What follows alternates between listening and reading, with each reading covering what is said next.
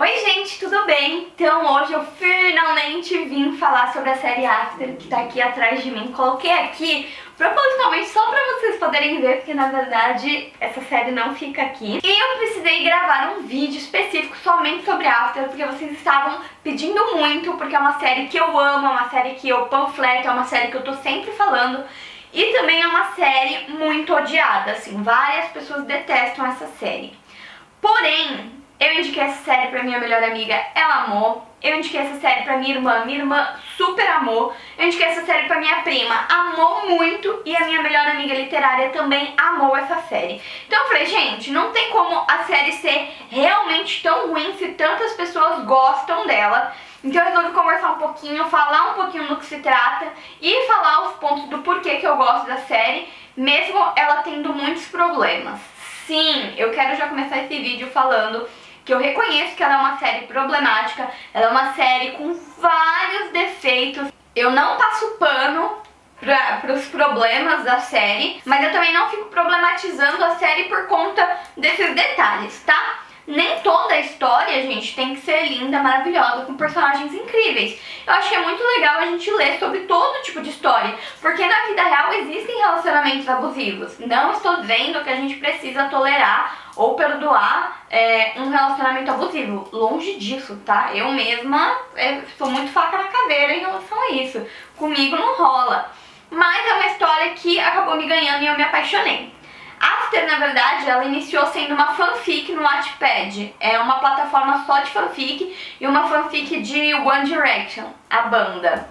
E aí que o personagem principal, que é o Hardin, tem gente que fala Harden, eu prefiro Hardin, ele seria o Harry Styles. Eu já me apaixonei aí porque eu sempre tive assim, ó, um crushzão no Harry. Então, quando a autora começou a descrever no livro e eu comecei a imaginar aquelas características, cabelo comprido, todo tatuado, roupa preta, é meu estilo de homem, é meu estilo de homem. Nossa, ali o personagem me ganhou fisicamente falando. A história, ela vai ser um clichêzão. Garota certinha se apaixona por bad boys, sim. E eu adoro um bom clichê, eu amo clichê, não adianta. Todos esses filmes clichês da Netflix eu já assisti, eu já maratonei, eu gosto mesmo. A primeira história, ela vai ter um desenrolar assim polêmico, porque você pensa inicialmente que vai ser aquela coisa de e o garoto não gosta da menina, mas depois que ele fica com ela, ele começa a se apaixonar por ela e ele muda. E sim, num primeiro momento é assim, mas eu acho que After, diferente das outras histórias, ele tem um lado pesado, um lado mais sombrio, que foi o que me chamou a atenção na história, que foi o que me agradou. Geralmente os caras, os bad boys, fizeram uma aposta com a galera de que ia conseguir ficar com a menina, bababá, fazer a menina se apaixonar e tal, e no fim eles acabam se apaixonando, e isso a gente já tá cansado de ver. Só que a aposta onde gira a história de After é muito mais pesada. Gente, os detalhes me chocavam, então eu lia assim, ó, não acredito que ele fez isso. Meu Deus, não era só aquela aposta que a gente tá acostumada. Então, apesar de ser horrível, fugia do que a gente tá acostumado, do clichê que a gente tá acostumado. E talvez por isso que eu tenha gostado tanto. A gente realmente via maldade nas intenções ali dele e tal. Coisa que nos clichês tradicionais parece que os bad boys eles sempre voltam atrás muito rápido. Isso não deixa de ser errado, isso é péssimo. Mas pro leitor, pelo menos pra mim, isso instigava. Eu queria saber qual ia ser a reviravolta. Como a mocinha, que é a Tessa, como é que ela ia lidar com tudo aquilo. A Tessa é aquela menina clichê, clichê, clichê, toda perfeitinha, moldada pela mãe. Tem também aquele clichê virgem, né, que é o estereótipo da mulher virgem perfeita. E a Tessa, ela namora um cara que consegue ser mais robozinho do que ele, mais bonequinho de plástico do que ela, assim. O Noah, que é o namorado dela, não que ele merecesse tudo que ele acabou passando na série, mas pra mim ele era um sonso, e aí eram dois sonsos juntos. A menina basicamente tinha uma vida muito regrada, muito na linha, então quando ela se viu numa oportunidade de viver uma aventura, um relacionamento que fazia ela questionar os próprios talvez não princípios, mas questionar tudo aquilo que ela foi criada a acreditar que ela deveria fazer, como ela deveria agir, aquilo pra ela tava dando aquele frio na barriga, toda aquela emoção que ela nunca havia sentido. E a gente parece que vai sentindo junto com a Tessa. Ela vai descobrindo as coisas aos poucos, inclusive descobrindo os prazeres dela, porque After é hot, tá? Tem bastante cena hot, apesar de ele ser voltado para um público mais jovem, ele tem bastante cena hot, pegada 50 tons de cinza. Que 50 tons de cinza vai mais pro lado masoquista da coisa, e After não. Eu até achei que todas as cenas, apesar de hot, são cenas muito românticasinhas, são muito fofinhas, muito delicadas. Apesar de todos os problemas da série, eu acho que as primeiras vezes dela foram incríveis, foram, assim, o momento em si foram amáveis, apesar das circunstâncias em que ela não imaginava estar passando. Então, no primeiro livro, a gente conhece a história da Tessa e do Hardin e todos esses problemas que eles vão vivenciar. O Hardin, ele é metade britânico, ou ele é 100% britânico, ele é 100% britânico, mas ele mora nos Estados Unidos, tá? E os dois, eles já têm algo em comum, que os dois, se eu não me engano, cursam letras, né? Literatura? Alguma coisa assim. Então eles já têm a questão da literatura em comum, que os dois amam muito livros, principalmente clássicos. Durante as aulas eles entram em debates. Eu tenho um monte de clássicos aqui que eu acabei comprando, sendo influenciada por eles. Então, assim, uma série adolescente, uma série como After, me fez comprar Jane Austen, me fez comprar O Morro dos Ventos Uivantes, que são livros clássicos que provavelmente eu nunca teria lido, mas eu fiquei curiosa por conta dos debates entre os personagens que ocorrem no livro. Então, não só coisas ruins tem nesses livros, né? Então o primeiro livro vai contar toda essa trajetória deles, de como eles se conheceram. O Hardin, além dele ser um bad boy, ter essa postura de bad boy, ele anda com uma turma muito diferente que a Tessa. Eles já estão na faculdade, o que isso me alivia um pouco. Eu acho que a história seria ainda mais problemática se eles estivessem no ensino médio, por exemplo, mas eu acho que por eles estarem na faculdade dá uma amenizada assim na minha consciência, por conta das coisas que acontecem com a Tessa. E a Tessa, ela se vê tentando se incluir naquele grupinho de pessoas completamente diferentes dela, até porque uma das amigas do Hardin, que é a Steph, é a colega de quarto da Tessa. Então ela, de certa forma, tá muito envolvida ali com o Hardin. Então todo o primeiro livro vai ser voltado nisso que eu contei pra vocês, e eu já deixei bem claro que ocorre uma aposta ali no meio. E aí a gente acaba indo pro segundo livro, que na minha opinião foi o livro que eu menos gostei. Todos os livros, gente, são 6 livros. Eu só não li o Before, que é o último livro, que ele vai dar umas informações adicionais, mas eu quero ler. Mas todos os livros eu li em uma semana. Eu lia um livro por dia. E pra vocês terem uma ideia, são livros de 600 páginas, 500 páginas. Não são livros tão fininhos. E o segundo livro foi o que eu menos gostei, porque o segundo livro, ele vem depois de todo o plot twist do primeiro, todo aquele impacto, porque o primeiro livro ele acaba de uma forma que você fica, meu Deus, o que vai acontecer? E agora, sabe? Então eu engolia o segundo livro porque eu queria saber o que ia acontecer com o casal, quais seriam as atitudes que eles tomariam diante de tudo aquilo que tinha acontecido. E é uma história onde eu sinto curiosidade pra saber o que vai acontecer, o que tá passando na mente de todos os personagens e não só dos mocinhos.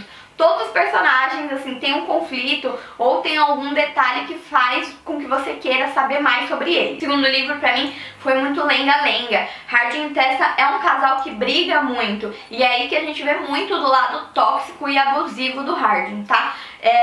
Hardin nunca foi agressivo fisicamente com a Tessa, nada disso. Mas ele tem uma possessividade em cima dela que é absurda e que é errada. Então você precisa ler esse tipo de livro já com a consciência de que certas atitudes não são legais. E o principal é você reconhecer que aquela atitude não é legal, tá? De certa forma, o Hardin, ele é doente, porque o Hardin ele tem traumas do passado e traumas muito pesados. Ao longo do livro, esses traumas são abertos pra gente, né? São mostrados.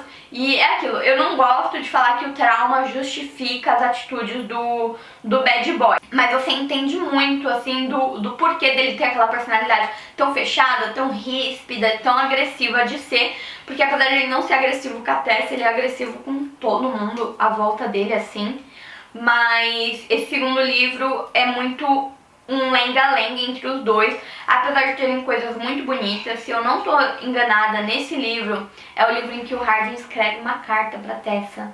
Gente, que assim, carta pra mim já pega ali no meu sentimental, no meu íntimo. Então essa carta acabou comigo, porque ela não é uma carta bonita, na verdade ela é uma carta feia, onde ele abre o coração dele e ele bota pra fora o pior que tem nele. Ele conta pra ela tudo de mal que ele já fez. E ele já fez muito mal pros outros, assim. Ele já foi um merda, ele já foi um bosta. Mas ele gosta tanto da Tessa que ele quer mudar. E ele quer mostrar pra ela que hoje ele reconhece que as coisas que ele fez eram ruins. E ele se arrepende dessas coisas de certa forma. Então é a partir do segundo livro que a gente já começa a ver uma construção do personagem no sentido dele reconhecer os próprios erros e dele querer melhorar pela mocinha. Então é que nem eu estou falando pra vocês, ele é errado, ele é tóxico, ele é abusivo, mas ele já começa a reconhecer esses traços e ele quer mudar. O terceiro livro pra mim é o melhor, foi o que eu mais me diverti, assim. Ele sai daquele cenário de universidade que a gente tá acostumado, então tem outros cenários.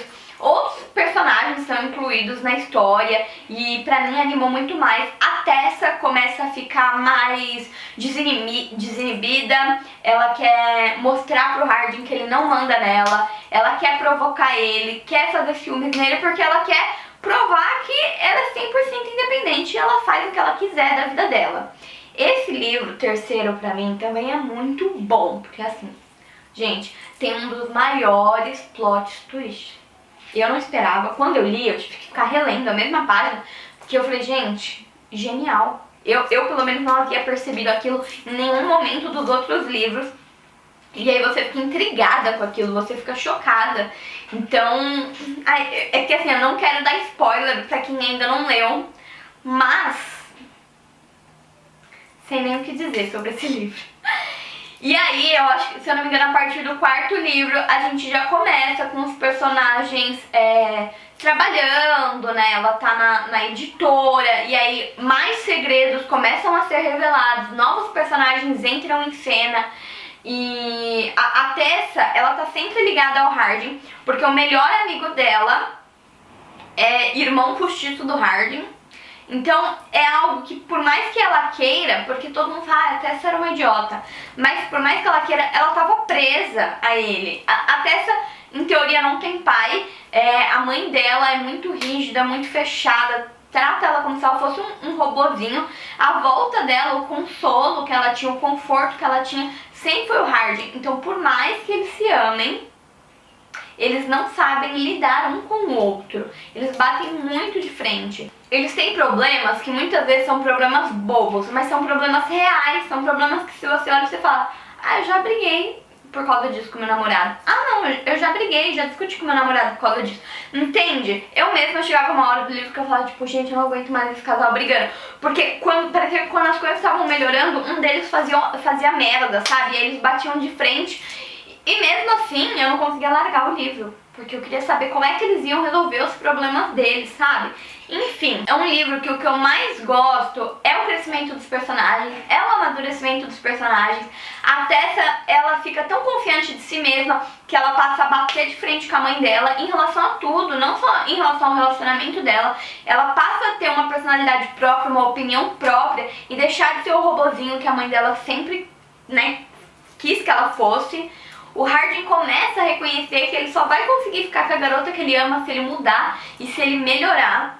E aí é que a gente começa a identificar a questão da doença do Hardin. Porque aqueles traumas, eles influenciam diretamente na vida dele. Até o fato em que ele tem pesadelos por conta desses problemas. E até o fato em que ele começa a frequentar um terapeuta pra ajudar ele mesmo, pra que ele possa melhorar e ficar com a garota que ele ama. Eu não quero dar nenhum grande spoiler assim pra vocês, mas é um livro, cara, que livro após livro você vai vendo o crescimento e o amadurecimento dos personagens. É claro, até no último livro você fala, tipo, mano, não precisava ter feito isso, né? Dava pra você ter relevado, dava pra vocês terem ficado de boa. Mas aí você pensa, cara, pessoas, são seres humanos são teimosos. Às vezes eu e meu marido a gente pode evitar uma briga, mas nenhum dos dois quer dar o braço a torcer e a gente acaba brigando. E é exatamente aí que se encontra Hardin e Tessa. Enfim, é um livro que te faz se apaixonar junto, sofrer junto. Gente, quando eles brigavam, quando eles sofriam, eu sofria junto. Eu chorei com esse livro, eu fiquei angustiada, emocionada, alegre, é tudo muito lindo. E o que eu gosto é que cada um dos livros tem um grande plot twist, todos. Nem que o plot twist seja apresentado na última página, mas todos os livros têm um plot twist e você fica vivenciando toda a experiência, toda a rotina dos personagens e pensando, nossa, mas e aquele plot? Como é que eles vão resolver tal coisa? O que vai acontecer agora? Enfim, tem triângulo amoroso no livro, que é algo que eu gosto muito, e eu confesso que assim, a maioria das pessoas não queria de jeito nenhum, né, que ela ficasse com o outro mocinho sem ser o Hardin. E eu gostava do outro mocinho, eu tava feliz com aquele triângulo amoroso. Geralmente é difícil um triângulo amoroso me convencer, mas aquele me convencia. Enfim, eu acho que pra quem gosta de romance, clichê, um pouquinho de hot, vale a pena. Pra quem não gosta de clichê, ou pra alguém que se incomoda com um relacionamento abusivo, com um relacionamento tóxico, atitudes machistas, provavelmente não vai gostar desse livro, tá? Porque tudo isso tem no livro e eu tenho plena consciência de que tem esses problemas nos livros.